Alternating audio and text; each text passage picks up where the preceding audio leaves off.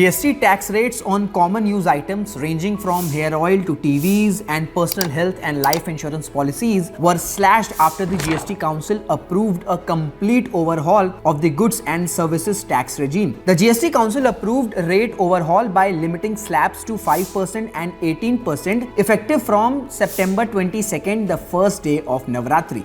Hello नमस्कार, welcome to Shriram size UPSC prep. This is Rishabh Singh and समझते हैं कि जीएसटी रिफॉर्म्स 2.0 में क्या क्या आइटम्स चीपर हुए हैं, क्या आइटम्स कॉस्टलियर हुए हैं एंड कैसे ये रिफॉर्म्स गवर्नमेंट फाइनेंसेस को इम्पैक्ट कर सकते हैं।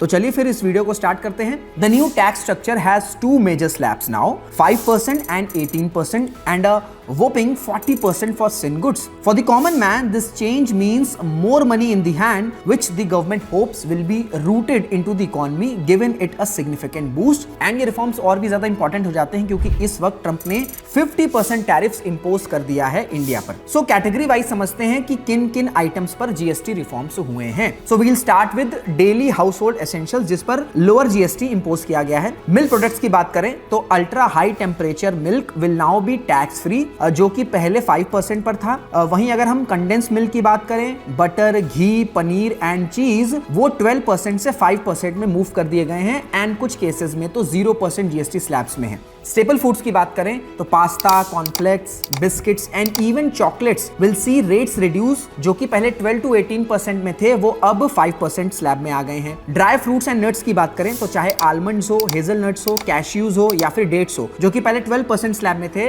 उन पर सिर्फ 5% जीएसटी इंपोज होगा। शुगर एंड कन्फेक्शनरी की बात करें तो refined sugar, sugar syrups and confectionery items, चाहे वो टॉफीज हो या फिर कैंडी हो, वो 5% स्लैब में मूव हो चुके हैं। Vegetable oils, animal fats, edible spreads, meat preparation and fish products, इनको भी 5% स्लैब में मूव कर दिया गया है। नमकीन हो, भुजिया हो and similar edible preparations ready for consumption form, pre packaged and label, इनको भी 5% स्लैब में रख दिया गया है, जो कि पहले 18% स्लैब में थे। वाटर्स इंक्लूडिंग नेचुरल और artificial mineral waters and aerated waters, इनको 18% से 5% स्लैब में ला दिया गया है। GST on common house hold products, चाहे वो हेयर ऑयल हो, सोप्स हो, शैम्पूज हो, टूथब्रशेस हो, टूथपेस्ट हो, बाईसाइकिल्स हो, टेबल वेयर हो या फिर किचन वेयर हो, इन सब प्रोडक्ट्स पर जीएसटी जो है वो सिर्फ 5% इंपोज होगा। अभी जो रिफॉर्म्स है ये स्पेसिफिकली मिडिल क्लास पर फोकस करते हैं एंड ऑब्जेक्टिव सिंपल है कि ज्यादा से ज्यादा पैसा मिडिल क्लास के हाथ में आना चाहिए सो दैट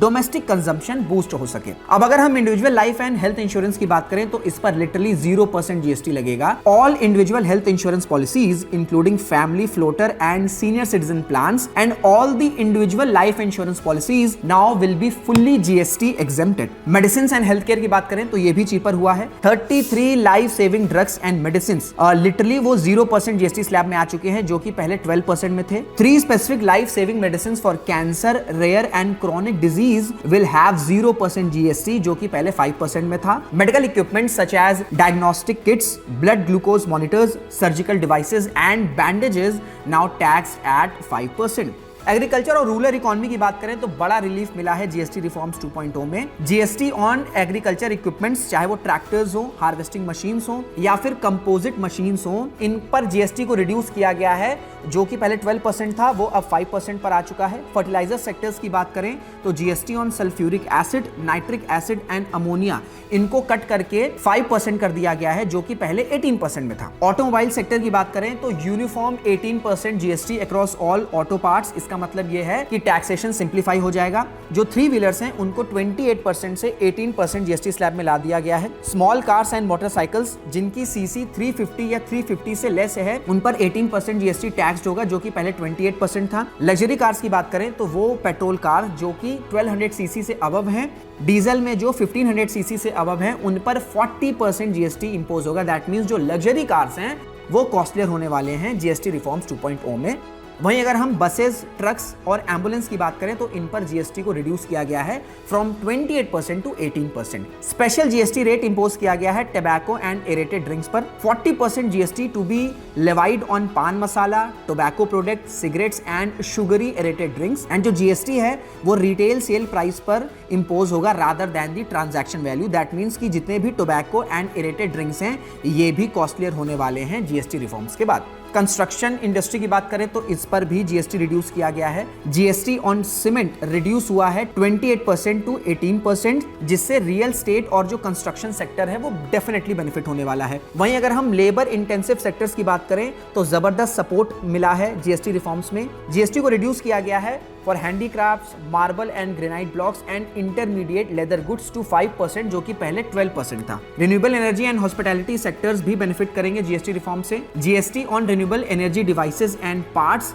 इनको कट कर दिया गया है टू 5%, जो कि पहले 12% था। होटल प्राइस ₹7500 और below per unit per day will now have 5% GST, जो कि पहले 12% था। That means tourism sector boost हो सके, इस पर फोकस किया गया है। वहीं अगर हम ब्यूटी और वेलनेस सर्विसेज की बात करें तो इसको भी अफोर्डेबल बनाया गया है। GST on services like gyms, salons and yoga centres को रिड्यूस कर दिया गया है फ्रॉम 18% टू 5%, जिससे वेलनेस सर्विसेज और ज्यादा अफोर्डेबल हो जाएंगी। तो ये हमने कैटेगरी वाइज समझ लिया कि कौन कौन से प्रोडक्ट्स चीपर होने वाले। मेजॉरिटी ऑफ दी जो प्रोडक्ट्स हैं वो चीपर होने वाले हैं, कुछ ऐसे प्रोडक्ट्स भी हैं जो कॉस्टलियर होंगे। बट अब हम समझते हैं कि ये जो रिफॉर्म्स हुए हैं इसका इंप्लीकेशन क्या होने वाला है in terms of government revenue. Revenue जो है वो 48,000 करोड़ तक इंपैक्ट कर सकता है। लेकिन अगर हम रेवेन्यू सेक्रेटरी की बात करें तो इन्होंने इसको लॉस नहीं बोला है। उनका मानना यह है कि जो लोअर टैक्स है उसका मतलब ये होगा कि मिडिल क्लास के पास ज्यादा पैसा रहेगा, एंड गवर्नमेंट ये एक्सपेक्ट कर रही है कि अल्टीमेटली जब मिडिल क्लास के पास ज्यादा पैसा रहेगा